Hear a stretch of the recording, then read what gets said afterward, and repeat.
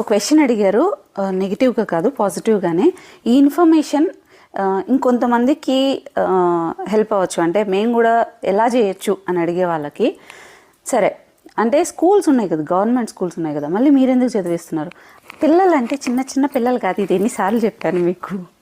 వాళ్ళంతా MBBS, BTech, degree చదివే వాళ్ళు, నర్సింగ్, లా, ఇట్లాంటి వాళ్ళు చిన్నపిల్లలు కాదు. బయోటెక్నాలజీ, ఈ చిన్న కోర్సెసా? ఎంత అవుతుంది అనుకున్నారు ఒక్కొక్కళ్ళకి? ఊరికి చిన్నగా ఒక ఫ్రీ సీట్ నుంచి స్టార్ట్ చేసినా కూడా వాళ్ళకి మొత్తం అయ్యే లోపల 2 lakhs to 5 to 6 lakhs అవుతుంది ఒక్కొక్కళ్ళ మీద.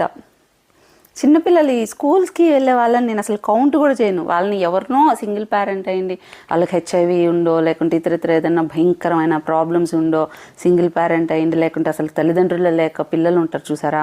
ఇప్పుడు ఆర్ఫనేజ్లో మొన్న 2 పిల్లలు ఉన్నారు మన అమడగూరులో.